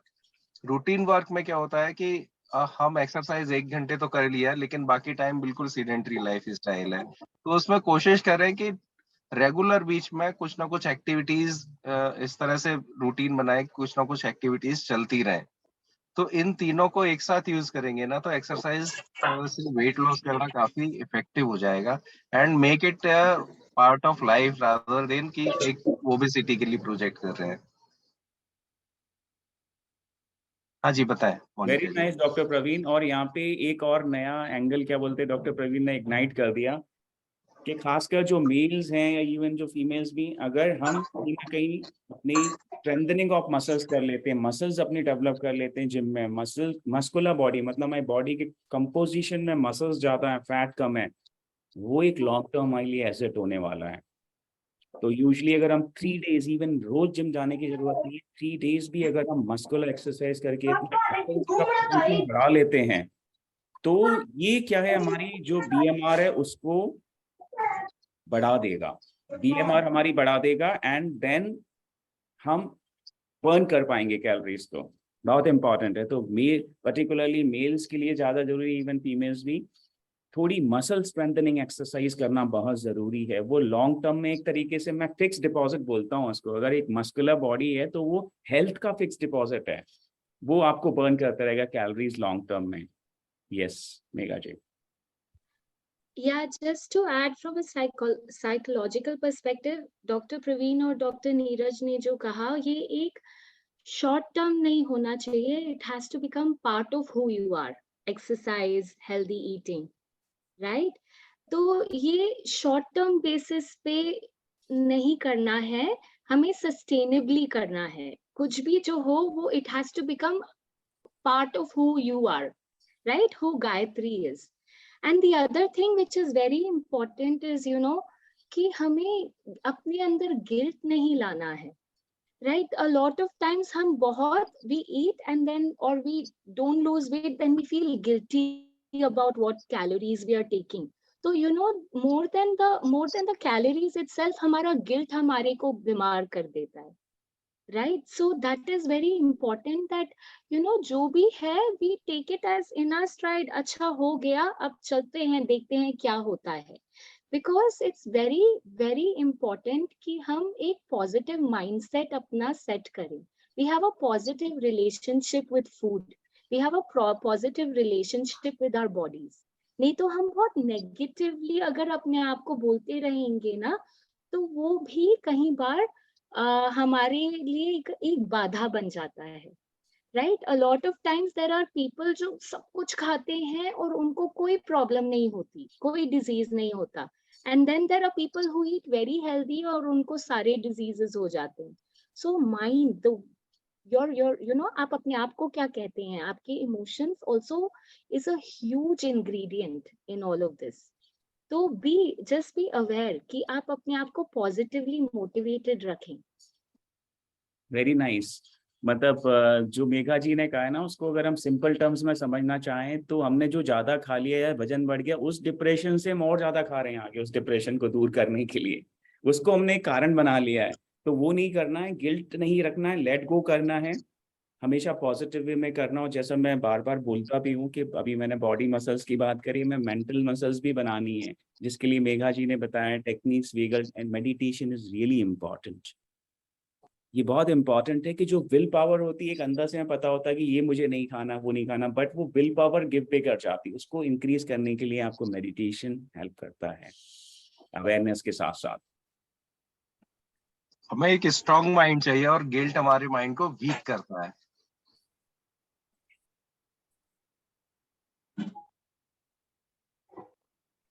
What kind of meditation, एक क्वेश्चन पूछा है किसी ने कि कौन सा काइंड ऑफ मेडिटेशन है. तो आई थिंक हम लोगों के एक्सपीरियंस में एक सुदर्शन क्रिया एक बहुत पावरफुल मेडिटेशन है, जो आपकी बॉडी को तो अच्छा करता ही है, लंग्स को, आपके इवन हार्मोन लेवल पे वर्क करता है, जो मेघा जी ने बताया कि serotonin, dopamine, oxytocin, happy hormones उनको बढ़ाता है. इसकी साइंटिफिक स्टडी अवेलेबल है सुदर्शन क्रिया रेगुलर करने की. तो वो डायरेक्टली बॉडी को हेल्दी करेगा, आपके लंग्स को स्ट्रॉन्ग करेगा एंड मेंटल मसल्स को भी बढ़ाएगा. तो वो आपको हेल्प करेगा राइट डिसीजन लेने में, राइट लाइफस्टाइल लीड करने में. आई थिंक ज्योति जी, आपका हाथ ऊपर है तो आप पूछ सकते हैं. Hello, doctors. Hare Krishna. Am I audible? या Yes. You are audible. या Yes. आपका वीडियो ऑन Doctor, है? I just no, some net problem is there, so not able to on Please my ask. video. Yeah. Yeah. My question is, doctor, जब हम young होते हैं तो हमारी activities ज्यादा होती हैं, बट नेचुरल हो ही जाती हैं, हम लोग एक्टिवली करते हैं, बट एक एज के बाद में हमारी बॉडी, हमारा the disturbance is coming a lot. No, तो okay. हमारी बॉडी हमारा साथ देना छोड़ देती है, तो हम उसके एक्टिवली, मैं अपना पर्सनल एक्सपीरियंस शेयर कर रही हूँ कि मैंने कुछ टाइम पहले एक क्लास ज्वाइन किया, जो कि जुम्बा क्लास बोलते हैं उसको, जस्ट एक्टिव रहने के लिए. वेट बहुत ज्यादा पुट ऑन नहीं है, कि थोड़ा सा विल पावर अभी इस कलयुग में भी ठीक ठाक है, तो हम लोग कंट्रोल कर रहे हैं अपने डाइट पे. तो पर अगर हम लोगों ने जुम्बा किया तो वो लोग इतनी विग्रस एक्सरसाइज करवाते हैं, and if we are not coping up with them, like the teachers are always young. I have seen like आजकल जिम में और ये सब क्या होता है कि एक चीज दिमाग में रखी जाती है कि कोई अट्रैक्टिव टीचर रखेंगे, स्लिम और ट्रिम रखेंगे, तो बेचारे जो 40-50 की एज में होते हैं, वो सिर्फ जाकर क्लास में फीस भर के एक देख कर आ जाते हैं अपने आप को सेटिस्फाइड कि हाँ ये लोग करते हैं, पर हमारी बॉडी हमारा साथ नहीं दे सकती. That is a natural thing. तो उनके लिए हम लोग कैसे कर सकते हैं? एक वॉक है, ठीक है, हम वॉक कर लेते हैं आधा घंटा, but that is not enough. Very very nice initiative. आपने बहुत अच्छा इनिशिएटिव लिया है, इसको मैं कवर करना चाह रहा था बट कर नहीं पाया. हमें हमेशा ध्यान रखना है कि मॉडरेशन इज द की. हर चीज में, चाहे वो एक्सरसाइज में हो, चाहे डाइट में हो, चाहे लाइफस्टाइल में हो, हमें मॉडरेशन करना. हम क्या एक्सट्रीम हो जाते हैं, या तो हम एक्सट्रीम कुछ नहीं कर रहे होते या एक्सट्रीम ज्यादा करने लगते हैं, बट सीक्रेट हमेशा बीच में रहने का. Moderation is the best way, चाहे वो एक्सरसाइज के लिए हो, चाहे डाइट कंट्रोल के लिए हो. मैं ग्रेजुअल स्टेप्स में लेना, अपनी लिमिट्स को आइडेंटिफाई करना, फिजिकल लेवल पे भी एंड हेल्थ के लेवल पे भी. तो हमें वेट लॉस तो करना है, बट हेल्दी वेट लॉस करना है. अगेन आई एम एम्फसाइजिंग, ये बहुत हो रहा है एक्चुअली मिसकंसेप्शन की वजह से. यूट्यूब एंड दूसरे हम crash diet, intermittent fasting, something multiple types of diet, and then we become so weak कि हमारा मसल लॉस हो जाता है. तो हमें हेल्दी वेट लॉस करना है.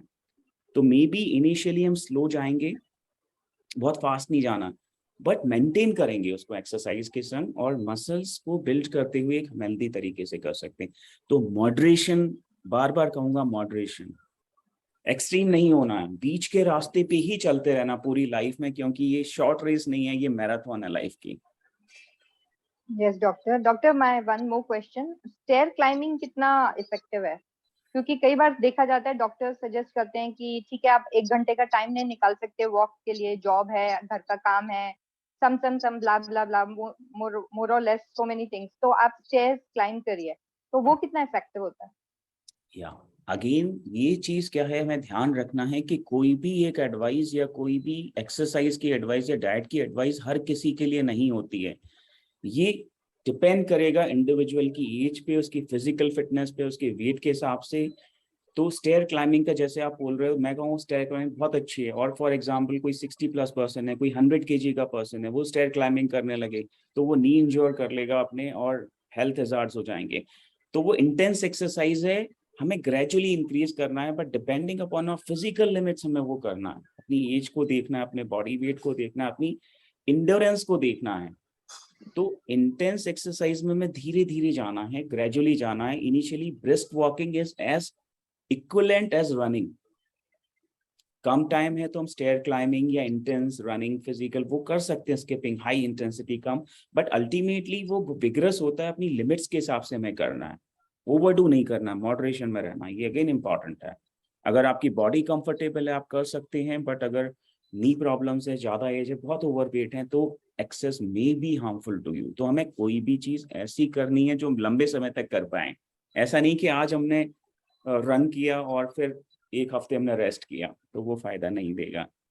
तो स्मॉल अमाउंट में हम कर सकते हैं। स्टेयर क्लाइंबिंग अच्छी एक्सरसाइज है, but again it's not for all, you have to individualise, may be helpful.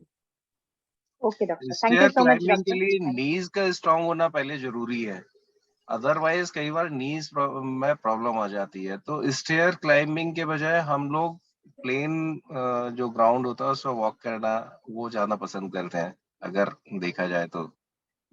Yes doctor, yes.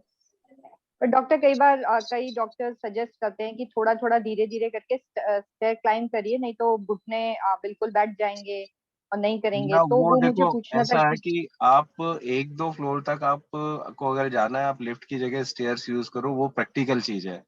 लेकिन आप उसे एक्सरसाइज से रिप्लेस करोगे कि ठीक है मुझे वेट लॉस करना है तो उसके लिए मैं डेली 10-15 फ्लोर क्लाइंब अप करूंगी रेगुलर, ठीक है ना, एक साथ में, तो वो फिर आपकी नी को इंज्योर करेगी। अगर आप रेगुलर मतलब आपका बार बार 1-2 मतलब 1-2 फ्लोर या 3 फ्लोर तक ऊपर नीचे जाना होता है, तो उससे आप बार बार लिफ्ट की जगह उससे जाएंगे, that is good, that is okay, until unless कि आपको नी में प्रॉब्लम नहीं हो रही, पेन नहीं हो रहा है, ठीक है या ना। एक साथ बहुत ज्यादा करेंगे, और खासकर एक और चीज है, स्टेयर से जो उतरते हैं हम, वो भी केयरफुली करना है, क्योंकि वो हमें बड़ा इजी लगता है, पर उससे ना इस हमारी नी पे जर्क पड़ते हैं स्टेयर से जब उतरते हैं, तो ठीक है ना।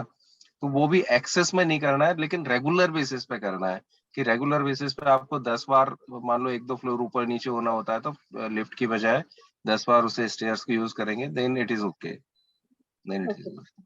Thank you so much doctor, thank you.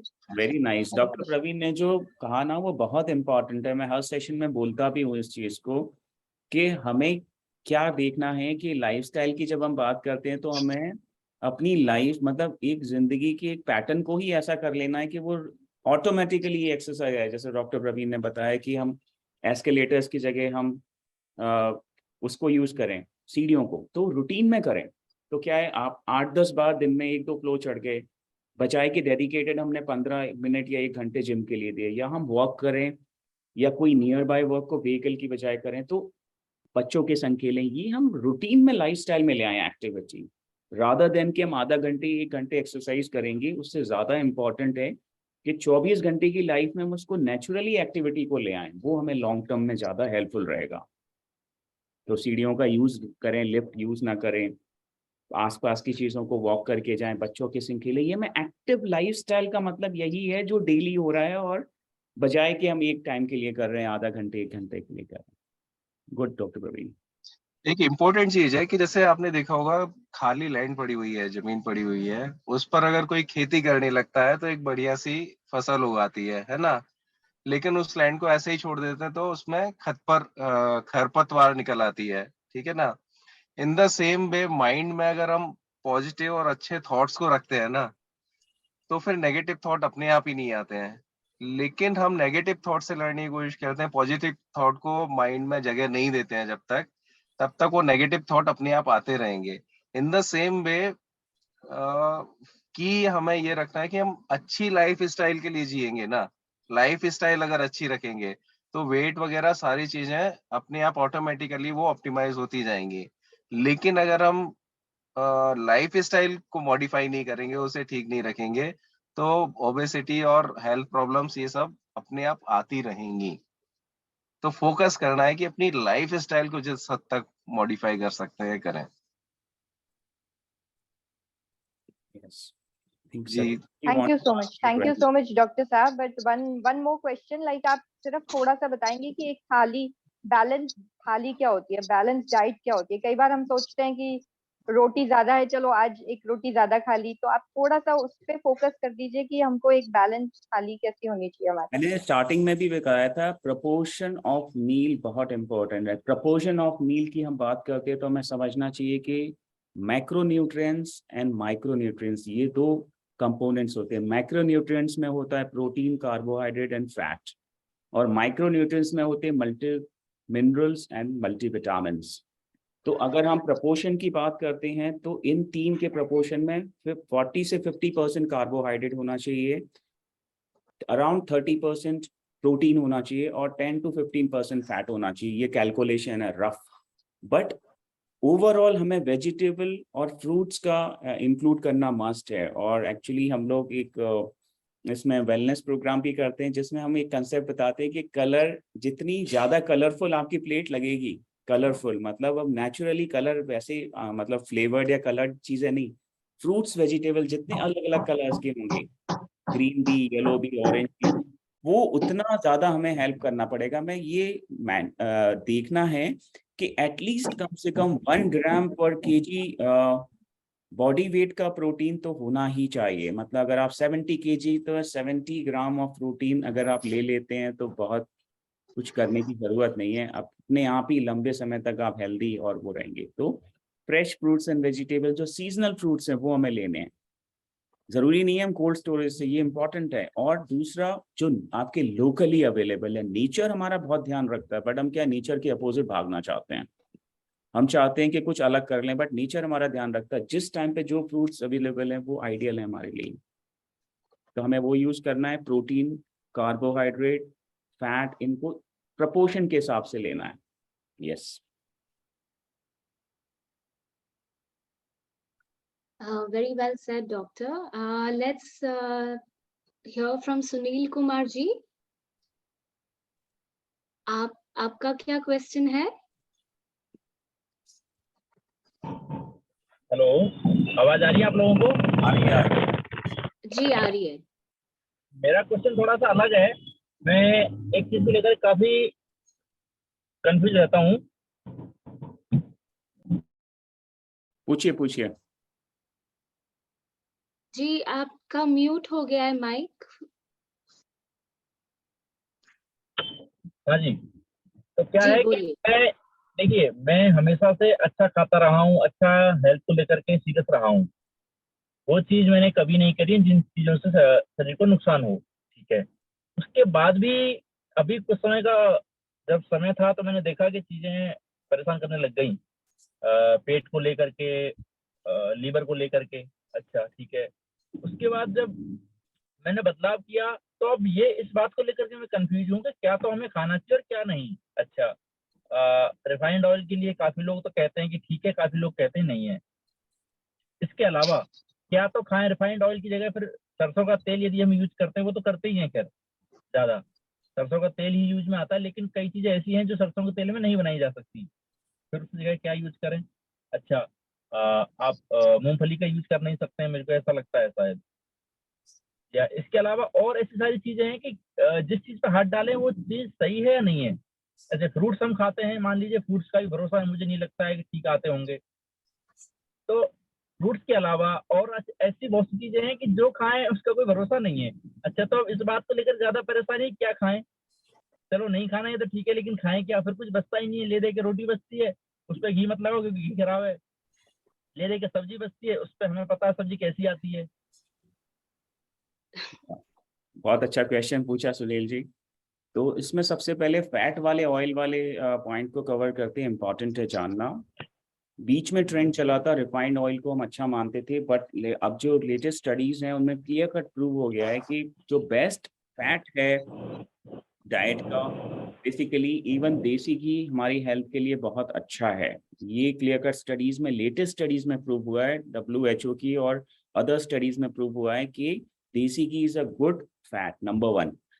Number 2, again आपने जो बताया नेचुरल ऑयल्स की हम बात करते हैं, तो नेचुरल ऑयल्स में सरसों का ऑयल एक बहुत अच्छा सब्स्टिट्यूट है।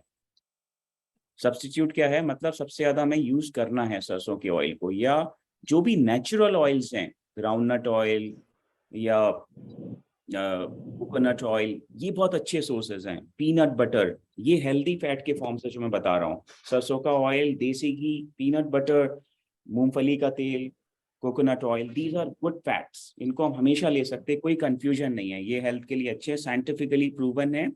और हम क्या करते हैं, कई बार बिल्कुल फैट फ्री डाइट पे आ जाते हैं, बट कई तरह के फैट सॉल्युबल विटामिन और एक प्रोटेक्टिव लेयर जो हमारे ऑर्गन्स की है वो फैट है। तो फैट जरूरी भी है, हमें बिल्कुल टोटल हटाना नहीं है, 10% के आसपास फैट रखना है अपनी डाइट में। देखो 2-3 चीज मैं ऐड करना चाह रहा हूँ। Am I audible? ऑडिबल? हाँ,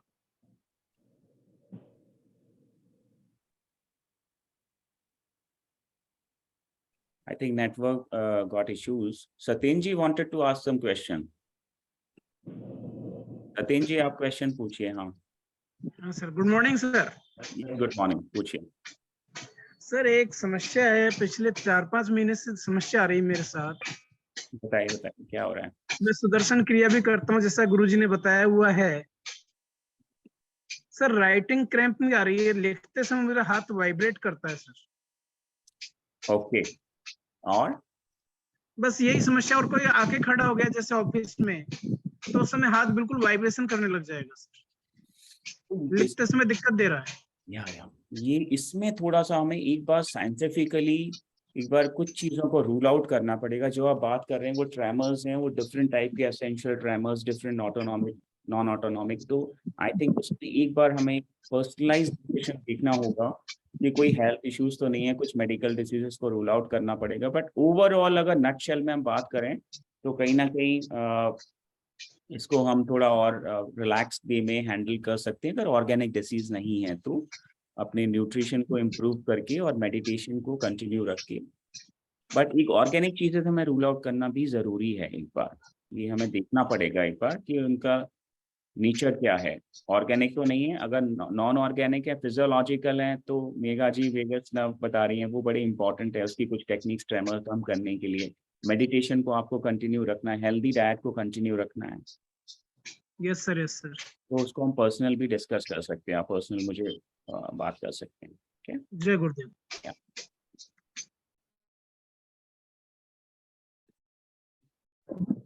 रामचंद्र जी।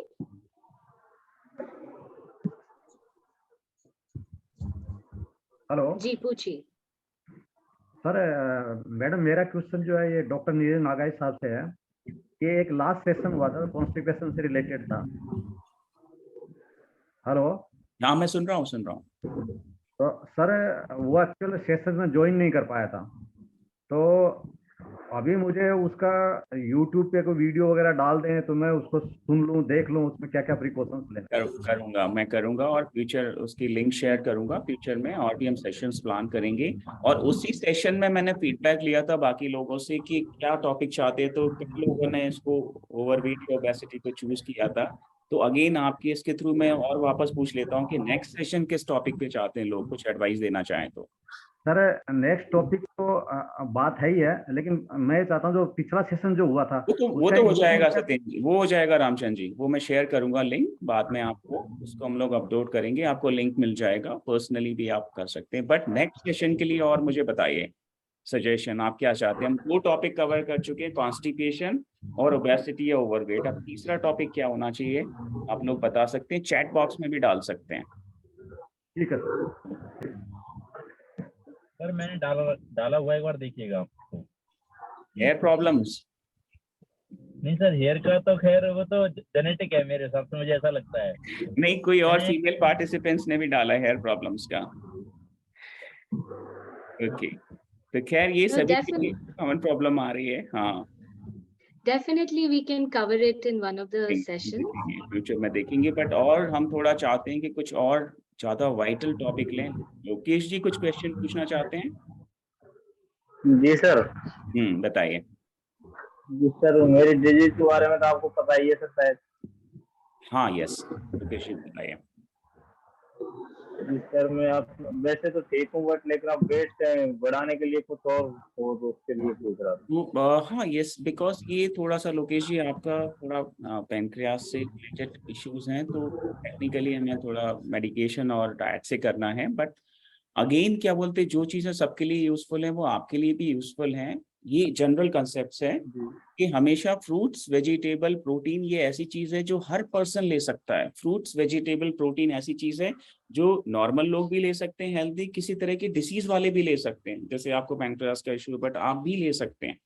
तो पैंक्रियास में थोड़ा हमें फैट कम लेना होता है, बट हम protein, vegetable, fruits, other thing आप ले सकते हैं। तो आपके लिए कैलोरी का रिस्ट्रिक्शन उतना इम्पोर्टेंट नहीं है, क्योंकि थोड़ा डाइजेशन पैंक्रियास आपका वीक है। तो मे बी आपके लिए लिबर्टी है जितना आप टॉलरेट कर पाए सिम्टम वाइज। और भी आप पर्सनली मुझे मैसेज कर दूंगा, मैं आपको हेल्प कर दूंगा। वो मैं कर दूंगा आपको पर्सनली, आप मुझे व्हाट्सएप कर देना, है ना? जी जी, okay, thank you. Okay, sir good morning. Yes yes, good morning sir, I am Vikas from Bombay. First of all sir, I appreciate you कि आप लोगों ने ऐसा एक सेशन चालू किया है जहां से हम लोगों को हेल्प मिल सकती है। तो मेरा क्वेश्चन ये है सर कि एज ए ह्यूमन बीइंग अभी एवरीवेयर एवरी टाइम लोग टी एंड कॉफी ज्यादा यूज करते हैं। सपोज हम कहीं जाते हैं तो फर्स्ट ऑफ ऑल लोग टी ऑफर करते हैं या कॉफी ऑफर करते हैं। तो सर ये एम्प्टी सपोज जैसे सुबह उठने के बाद में बहुत सारे लोगों की हैबिट में होती है कि हम चाय पियेंगे उसके बाद ही कुछ काम करेंगे, या कुछ लोगों की हैबिट होती है कि हम वॉकिंग करने के बाद आने के बाद चाय पियेंगे। तो ये कहाँ तक अच्छा है सर कि हम इसको कहाँ तक लिमिट में रखें जिससे हमको कुछ बॉडी को नुकसान नहीं होए? Yes, okay. बेसिकली ये दो तरह से है ये क्वेश्चन, इसको दो पार्ट में स्प्लिट करूंगा। एक तो ओवरऑल टाइमिंग की आप बात कर रहे हैं, क्या अर्ली मॉर्निंग टी लेना टाइमिंग के हिसाब से देखना है। दूसरा, क्या अपने आप में इंडिपेंडेंटली टी एक अच्छा फूड है या नहीं है। इसको दो पार्ट्स में लेना चाहिए। तो अगर हम इंडिपेंडेंटली बात करें तो टी या कॉफी एक तरह का हार्मफुल सब्सटेंस तो नहीं है। मेडिकली अगर हम बात करते हैं, टी कॉफी के कई सारे बेनिफिट्स हैं। टी और कॉफी के, टी में बहुत सारे एंटीऑक्सीडेंट, मिनरल, विटामिन। कई लोगों को ऐसा खुश हो रहे होंगे लोग कि चलो उनको चाय पीने के लिए मैं मना नहीं कर रहा ये साइंटिफिकली है। इसी तरह से कॉफी एक बहुत अच्छी मेडिसिन है। ओबेसिटी या फैटी लिवर डिसीज के लिए कॉफी एक मेडिसिन है। स्टडीज में अगर हम कॉफी लेते हैं तो हम अपने फैट को और लिवर को हेल्दी रख सकते हैं, बट उसके अगेन सर्टेन लिमिटेशंस हैं। तो हमें देखना है कि उसके संग क्या हम शुगर तो कंज्यूम नहीं कर रहे हैं। तो हमें शुगर, एक खासकर ओवरवेट लोगों में शुगर हटाना जरूरी है। जिनका वेट कम है उनको कोई प्रॉब्लम नहीं है, तो शुगर हटाना है। और अगर हम ब्लैक कॉफी यूज कर सकते हैं ओवरवेट लोग, तो वो बेटर रहता है। टी भी इस तरीके से एक हेल्पफुल है, बट अगेन बात यह है कि अर्ली मॉर्निंग हमारा थोड़ा स्टमक प्रोन रहता है, तो हम बहुत लार्ज वॉल्यूम ना लें, स्मॉल अमाउंट इज ओके। और ब्रेकफास्ट लेने की कोशिश करें, ब्रेकफास्ट के संग लेने की कोशिश करें। बहुत खाली पेट ज्यादा देर तक नहीं रहे। अगेन ये इंपॉर्टेंट है, मैंने कहा था कि खासकर जिनको वेट कम करना है उनको ब्रेकफास्ट लेना बहुत जरूरी है। एक सीक्रेट बता रहा हूं मैं आपको, ब्रेकफास्ट से आपका वजन कम होगा। अब breakfast will decrease your body weight. आपकी हम उल्टा करते हैं, जो मोटे लोग हैं ब्रेकफास्ट स्किप कर देते हैं कि मैं नाश्ता नहीं करते और सीधे लेट आवर्स में खाते हैं, उससे फैट बढ़ता है। तो ब्रेकफास्ट आपको वजन कम करने में हेल्प करेगा। ब्रेकफास्ट लेना है, small amount of T is okay, but बहुत ज्यादा हमें एक्सेस कंजम्पशन नहीं करना चाहिए, खासकर एम्प्टी स्टमक में। और इंडिपेंडेंटली चाय या कॉफी बहुत खराब चीज नहीं है, अच्छी चीज है। शुगर अवॉइड करनी चाहिए हमें उसमें। Thank you sir, thank you. So if I may add a little bit, Dr. Neeraj, तो like Dr. Neeraj said rightly, moderation is the key. हमें सब कुछ मॉडरेशन मात्रा में लेना है, बहुत ज्यादा लेंगे तो वो हानिकारक बन जाता है। और दूसरा है from psychology point of view, अगर आपको जैसे एंजाइटी है या इंसोम्निया है, राइट, तो कैफीन अवॉइड करना चाहिए। There are certain mental problems जिसमें आप कैफीन डालेंगे तो वो थोड़ा पेट्रोल की तरह काम करेगा, राइट। तो अगर आपको बहुत एंजाइटी होती है तो आप कैफीन अवॉइड करिए।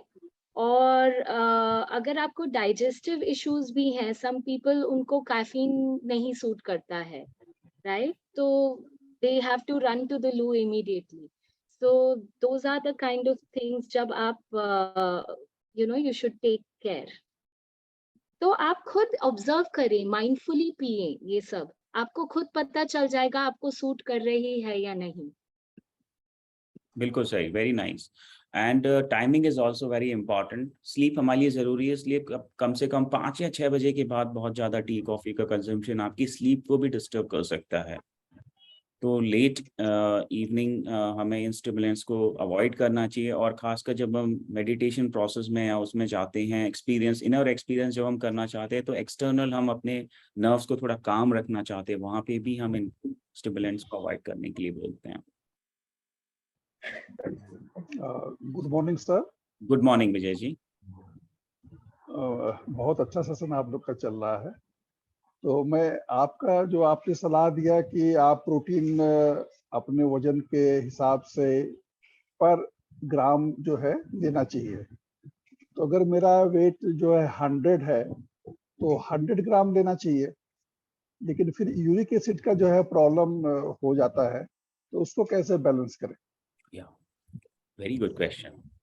तो हर चीज में हमने बताया कि हमें क्या बीच का रास्ता निकालना जरूरी है, मॉडरेशन से हम चलते हैं और कोई भी चीज हम एब्रप्टली नहीं करते हैं। तो जो चेंज पहले चला आ रहा है, कोई डिस्टर्ब तरीके से हम इस वेट पे आ गए, 100 kg पे पहुंचना मतलब हेल्दी नहीं है, तो उसको हम धीरे धीरे करेंगे।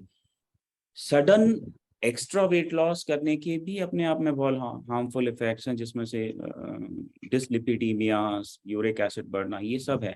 तो एकदम हमें फास्ट विगरस नहीं होना, एक चीज को एक बार में फॉलो नहीं करना, धीरे धीरे ग्रेजुअली करना है। मतलब ग्रेजुअली हम धीरे धीरे जाएंगे, हाइड्रेशन बढ़ाएंगे, वाटर ज्यादा लेंगे ताकि वो डाइल्यूशन हो पाए, यूरिक एसिड नॉर्मल हो पाए, और मॉडरेशन में रहेंगे। मतलब ग्रेजुअली करना है, हमें धीरे धीरे करना है इस चीज को।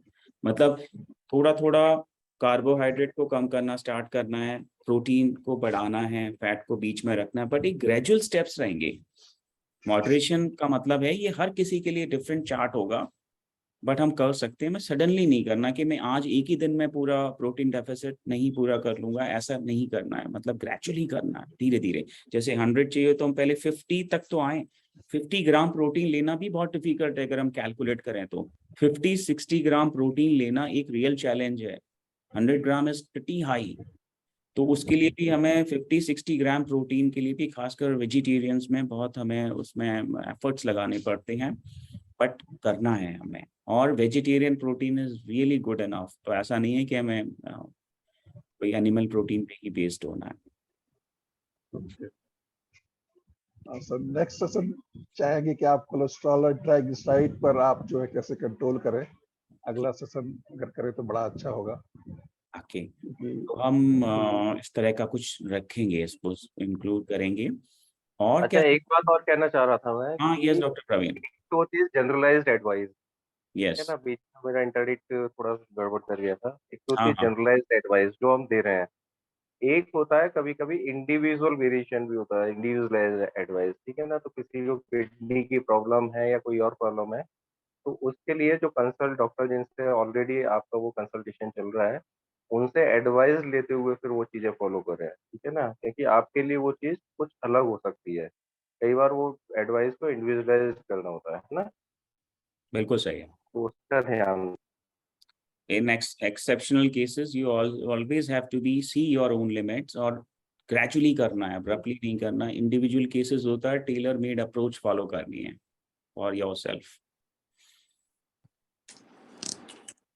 I think we can take one last question and then we will wind off the session. And if anyone want to suggest for the next topic in the next Sunday, or two participants raise hand. Yeah. So maybe very quickly we can take the two questions.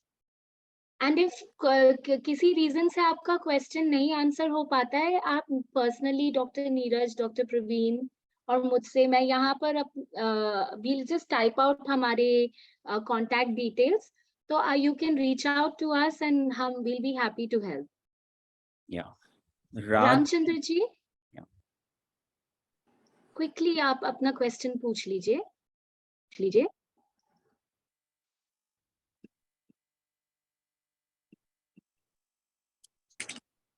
आपको unmute करना पड़ेगा रामचंद्र जी.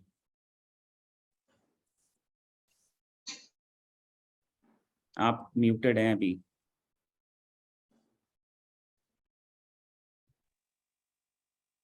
अभी unmuted है sir. अब आपकी वापस आ रही है. मैं सोच रहा था सर, ह्यूमन साइकोलॉजी के ऊपर क्यों नहीं टॉपिक करते आप, एक सेशन उस पर भी करते रहे. Megha ji, I think it's a good choice. Women psychology, नहीं, आपका कोई psychology, overall psychology, human overall मतलब कुछ डिजीज वगैरह को लेके आदमी के इसमें मिसकंसेप्ट हो जाते हैं, उससे रेगुलर जो है उसके बारे में वो सोचता रहता है, विचार करता रहता है, उसका कोई सोल्यूशन नहीं मिल पाता है. साइकोलॉजिकली भी उसके ऊपर कुछ इफेक्ट्स पड़ते रहते हैं. तो मैं सोचता हूँ सर, मतलब कुछ डिजीज अगर किसी को कुछ हो गई, उसका कोई सोल्यूशन नहीं निकल पा रहा है, डॉक्टर से ट्रीटमेंट्स भी वगैरह ले रहे हैं, तो साइकोलॉजिकली वो थोड़ा वीक हो जाते हैं, तो उसके ऊपर भी थोड़ा विचार किया जाए. परफेक्ट रामचंद्र जी, वेरी हाँ, नाइस. रख सकते हैं ये टॉपिक Nice. ठीक. और इसमें एक वो भी कर सकते हैं, साइकोसोमेटिक डिसऑर्डर को इंक्लूड कर सकते हैं. Yes yes. तो नेक्स्ट टॉपिक आप Absolutely. रामचंद्र जी ने फाइनल कर दिया है, साइकोजेनिक या साइकोसोमैटिक डिसीजेज. नेक्स्ट संडे का टॉपिक ये होने वाला है. इसमें हमारे मेघा जी भी बहुत अच्छे कंट्रीब्यूटर रहने वाले हैं. Definitely, thank you. Yeah, it's a great topic and हम definitely next session में prepare कर आएंगे. अच्छा राज जी, आप अपना क्वेश्चन पूछ लीजिए जल्दी से.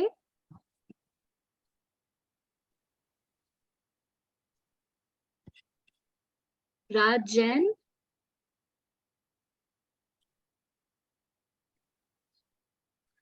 I think he must be having some network issues, so not able to do that. तो आज के सेशन ओबेसिटी था ना. There's one question in the chat. Soumya had written, if I can just scroll up. I want to ask that YouTube workout videos, I mean, there are multiple ones. Okay, so I want to know if we are not doing any harm, can we try them? Yes, of course, Soumya. I mean, I think Praveen ji and Neeraj ji will agree. If you're not doing any harm, any workout is great workout. Just we have to just remain active. That's the key. Yeah, I think Raj Jain, he's got his connection. Puchiye. The size of my chest is 30 and its size of stomach is also 30. Even then my stomach appears like fatty. Everybody calls me, बहुत ज्यादा पेट मोटा हो गया तुम्हारा. या बहुत बढ़िया. एक ऐसी चीज को हम लोग मिस कर रहे थे, तो राज जैन सर ने बता दिया. अल्टीमेटली सारी चीज कवर हो ही जाती है. तो ये जो कहना चाह रहे हैं, आप बता रहे हैं कि केवल पेट ज्यादा बाहर निकला हुआ, बाकी बॉडी पतली है. ये बहुत कॉमन है. इसको हम कहते हैं एब्डोमिनल ओबेसिटी. और ये मेटाबॉलिक का एक सब टाइप होता है. वो ज्यादातर होता ही है, ज्यादातर ऐसा होता ही है कि हमारा एब्डोमेन सबसे ज्यादा रहता है ओवरवेट लोगों में as compare to other body. और यहाँ पे एक चीज बहुत इंपॉर्टेंट देना चाहूंगा मैं, स्पॉट रिडक्शन पॉसिबल नहीं है. स्पॉट रिडक्शन नहीं हो सकता. अगर आपका वेट 90 kg है, आप चाहते हैं कि केवल मैं पेट कम कर लूं, तो नहीं होगा. जब आपका बॉडी वेट 80 kg आएगा, तब लास्ट में नंबर आपके पेट का लगेगा. ओवरऑल टोटल बॉडी फैट आपको लॉस करना पड़ेगा, तब जाके एब्डोमिनल फैट कम होगा.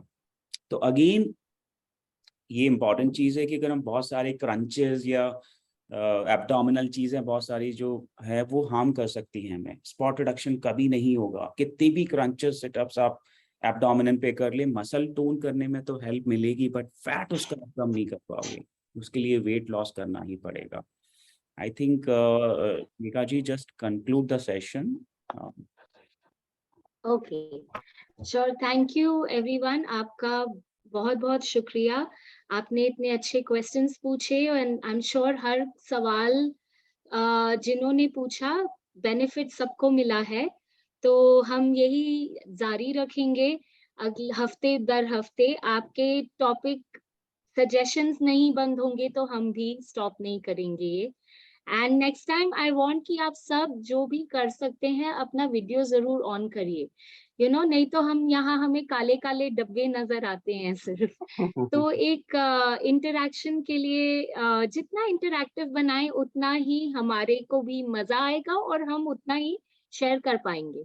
तो हम जारी रखेंगे and see you next week. For those of us who've done the Kriya, we will do the Sudarshan Kriya followed by, the same session. I guess we've decided on the topic, but I'm sure Dr. Neeraj, Dr. Praveen will let you all know कि क्या है exactly topic. And और भी लोगों को लाइए, this is so beneficial. Share it with your families, share it with your friends. और अगर उन्होंने कोर्स नहीं किया है तो सिर्फ second session is open to them. अगर उन्होंने आर्ट ऑफ लिविंग का कोर्स किया हुआ है तो let them join right from the beginning, the more the merrier.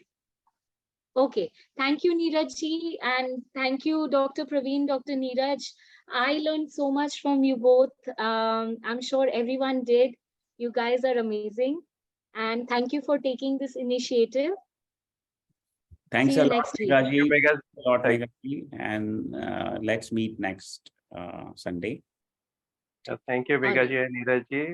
Nicely taken the session. And मैं अब बाकी सब लोगों को भी थैंक यू बोलना चाहूँगा जिन्होंने अटेंड किया है। साथ में मैं रिक्वेस्ट करूँगा अगर आप लोगों को अच्छा लगा है सेशन तो नेक्स्ट सेशन में और भी लोगों को लाने की कोशिश कीजिए, स्प्रेड कीजिए, जिससे कि उतना भी benefit. Great. Thank you Yes. everyone. You all next week. Thank you everyone. Thank you so much.